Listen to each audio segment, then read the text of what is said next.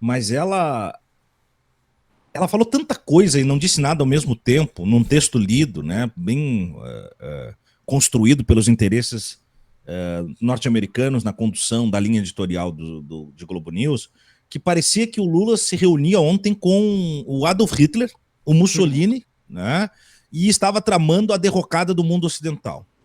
Hoje, a gente acorda com o Estadão estrabicamente dizendo que, com um lado, o dia da infâmia, e aí constrói na sua coluna de opinião imagens que inclusive nem existiram, né? De Lula sentado ao lado do Putin, olhando os mísseis que vão destruir a Ucrânia, desfilando, coisas assim, cara, nem no melhor filme eu poderia imaginar. E do outro lado é uma saída à direita, à luz, Michel Temer e um plano.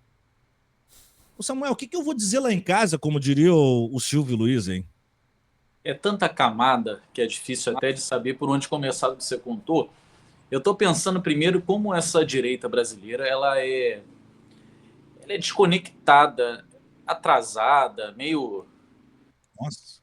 meio fora do lugar, porque veja, o Lula está na China, né, conversando com o Xi Jinping, mas a gente ainda está vendo a mídia liberal brasileira implicar com a ida à Rússia, na conversa Sim, com o Putin. isso. Eles acho que ainda não receberam o briefing vindo de Washington, que agora não pode falar mal da Rússia. A Rússia agora é supostamente uma possível aliada de negócios e o vilão é a China. Né? Eles ainda estão vendo o filme dos anos 80, É. 90, Muda o que foco, o muda o vilão é foco. russo. É, É. tá vendo aquele cara louro, de cabelo raspado curtinho, de 1,90 m lá, com dente de ferro, entendeu? Eles ainda estão nesse período. Eles têm que Vilão entender que Dimitri. agora o vilão é chinês. É vilão de filme de James Bond, né? Pois é, É. cara. Conforme você vai, né, com o tempo, debatendo política, enfim, prestando atenção nas coisas, você vai vendo como é bem caricato o negócio mesmo.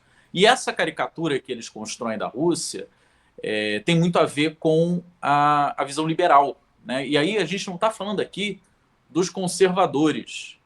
Né? Esse momento a gente não está lembrando aqui daquela galera bolsonarista, Deus, pátria e família. A gente está falando do liberal, aquele cara que bota terninho bonitinho, vai lá para Faria Lima, faz um meeting, né? Se encontra para depois ter um after. Aquela galera mais refinadinha, mas que é de Uhum. direita, tão de direita quanto o conservador bolsonarista que a gente tem na imagem, na cabeça, logo antes de pensar no liberal. Né?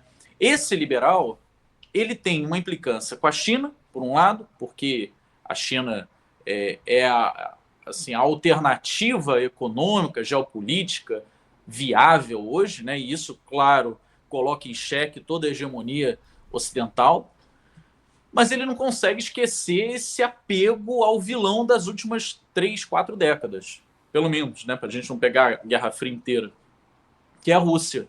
Então, quando ele olha para a Rússia, ele ainda enxerga a União Soviética.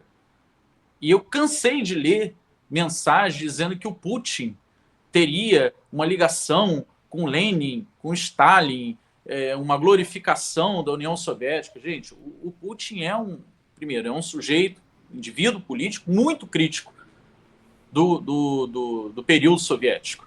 Óbvio que, como um ser político, ele é inteligente, ele usa a favor dele essa memória, né, grandiosa do país, no momento que o país esteve disputando a hegemonia mundial com os Estados Unidos.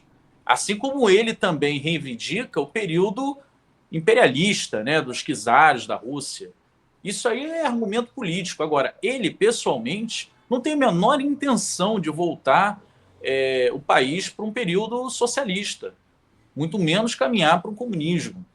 Mas a galera aqui não entende isso não, Thiago. A galera não entende isso não, Pedro. Não quer Eles acham entender, que né? Não quer entender, é, né? não quer. Eles veem o carequinha lá do Putin e já veem o barbudo do Marx, como se fosse a mesma coisa.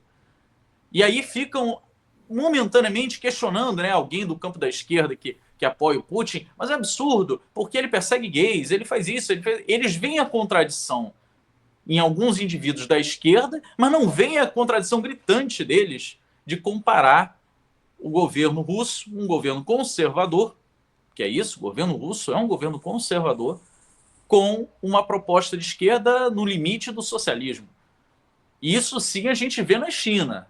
Quando a gente olha para a China hoje, e aí nosso amigo Elias Jabbour, meu colega lá da UERJ, do PCdoB, é um cara que pode explicar perfeitamente, tem feito isso nos espaços que vai, como o modelo chinês de socialismo. Então não é o socialismo que você vai pegar em um manual qualquer, é um modelo à chinesa, né, do socialismo. Como está sendo construído a revolução socialista naquele país, na conjuntura real concreta. Assim como o Brasil precisa construir a sua própria caminhada.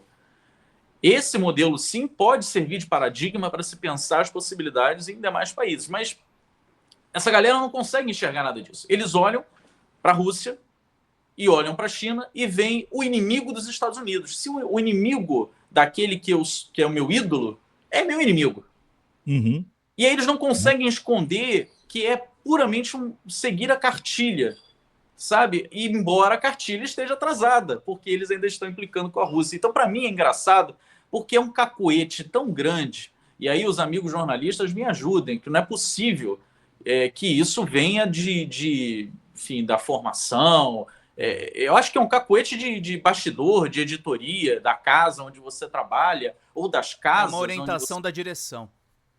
Né, Pedro? Eu acho que porque como todos os grandes veículos de imprensa no Brasil são de cunho liberal, você tem uma ausência absoluta de democracia e diversidade na grande imprensa brasileira, essa imprensa que faz 150, 100 anos, né? Ou seja, uma imprensa que lá atrás já representava os interesses dos donos de escravos, inclusive. Essa é a herança dessa chamada imprensa livre brasileira. É a defesa dos interesses dos donos de escravos. Depois, a defesa dos interesses da ditadura. São eles que estão até hoje em meia dúzia, 7, 8 no máximo, veículos e se relacionando. Então, a moda de pensar deles é igual. E qual é o modo de pensar moderno, entre aspas, dos donos de escravos? Eu preciso seguir a Casa Grande. A Casa Grande é Washington. Eu preciso entender que ali estão os meus aliados. Eu quero me projetar, eu quero me sentir parte deles. Ué, eles não vivem dizendo que nós somos do Ocidente? E aí pegam um mapa e procuram, esse aqui é o Ocidente. Não, meu amigo, o Ocidente é um termo geopolítico, é um conceito geopolítico. Não é uma questão cartográfica de onde você está. O Japão é o Ocidente. A Austrália, lá no Sul, é o Ocidente também. E eles não conseguem entender isso. Por quê? Porque eles estão acostumados a seguir apenas uma cartilha. E aí você vai olhar a Júlia do Alibe, todos essas repórteres, jornalistas e âncoras da Globo News, por exemplo, eu duvido seriamente que eles tenham um espaço como a gente tem aqui, e quem está assistindo a gente no DCM tem, de refletir sobre esses problemas deles mesmos.